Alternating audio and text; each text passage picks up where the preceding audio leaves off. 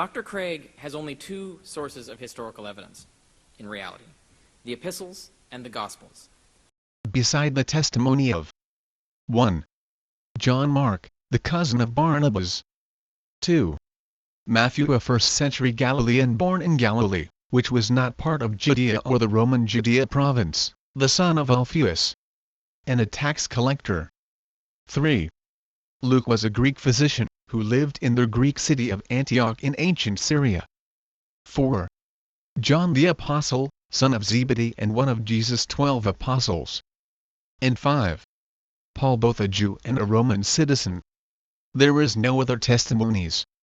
5 independent testimonies is not enough? Who sets the standards?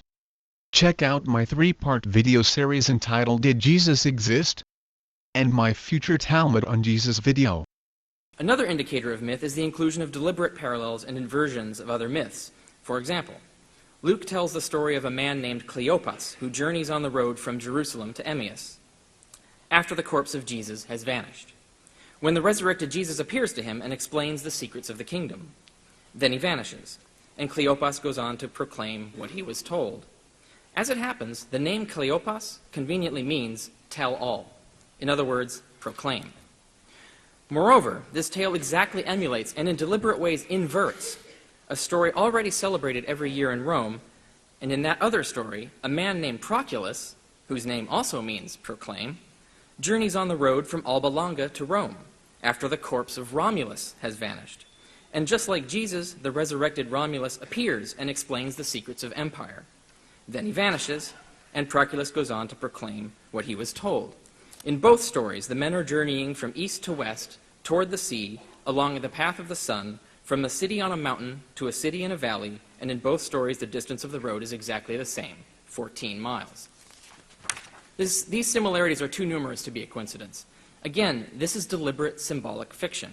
Where is this so-called comparison?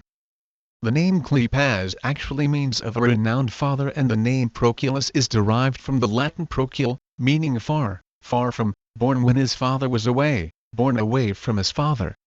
So he is wrong on both counts. Cleopas finds Jesus on the road to Emmaus, yet there are two stories about Proculus, in one by Ovid.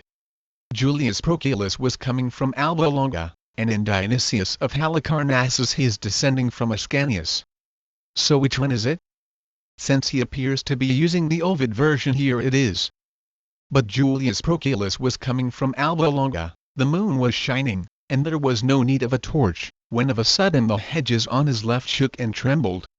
He recoiled and his hair bristled up.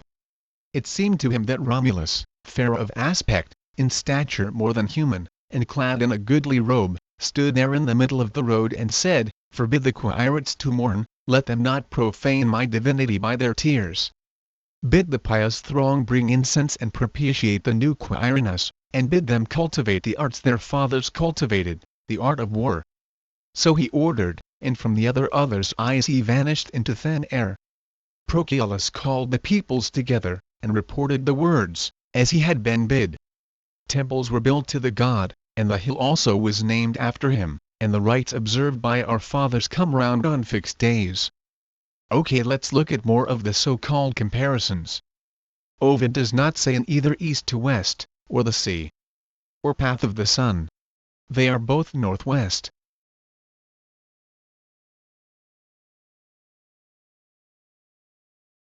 Also east to west is saying the exact same thing as the sun's path. So repeating the same statement does not mean another example is given. Ovid says the moon was shining and there was no need of a torch. So we know Proculus met Romulus during the night, while Cleopas meets Jesus during the day. Again totally different.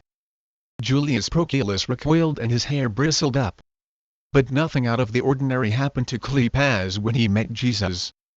Proculus recognized Romulus immediately, yet in the Bible Cleopas did not recognize Jesus until much later after the long walk, and while he was eating. Proculus was by himself. Cleopas was walking with someone else. From a city on a mountain to a city on a valley. This part is true. 14 miles distance for both, that is not even mentioned. It is actually 19 kilometers or 12 miles southeast of Rome, and in the Bible, Cleopas is on the road Emmaus, which is 7 miles to Jerusalem. Neither of them is 14 miles.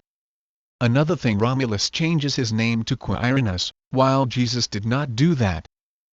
Now, as it happens, Barabbas is a fake name. In Aramaic, it means son of the father. So here we have two sons of the father, Barabbas and Jesus. One who carries the sins of Israel, murder and rebellion, and is released to the mob, and the other whose blood atones for the sins of all Israel. So here we have a historically unbelievable story involving a man with a fake name that nevertheless carries deep symbolic meaning. R.T. France writes, Barabbas, a common name, is an Aramaic patronymic, probably meaning son of Abba. Abba is found in rabbinic literature both as a name and as a title, father or perhaps son of a teacher. Rabbin John Nolan comments that the name is attested in 5th or 6th century before Christ texts, and is the name of a 3rd or 4th century AD Babylonian rabbi. Abba has been identified as a personal name on a funerary inscription from near Jerusalem, coming from the period 110 before Christ to AD 100. Carrier considers it suspicious that Barabbas, whose name identifies him as the son of an earthly father, would parallel Jesus, the son of the heavenly Father. But Jesus is identified in many ways. He's a shepherd, bread, a sacrifice, a healer, a rock, a master, a king, etc. The fact that there are some connections between the names of individuals in the Gospels and the many roles that Jesus has in Christian theology isn't sufficient to lead us to the conclusion that those individuals' names are fake. Is Jesus' role as the Son of the Father prominent in the accounts of Jesus' trial and execution, where Barabbas is featured? No. It's one role among others in that context, but it isn't emphasized so much as to suggest that the Gospel authors would fabricate Barabbas in order to further that theme. The Gospels routinely invent even very public events that never happened. Mark invents a darkness covering the whole world for 3 hours that no one else saw. Matthew invents... Only Mark invents something that nobody else saw? Obviously he had not read Matthew. From noon until 3 in the afternoon, darkness came over all the land. Or Luke. It was now about noon, and darkness came over the whole land until 3 in the afternoon. For the sun stopped shining, and the curtain of the temple was torn in two. And if you look closely, it was not the whole earth but the land,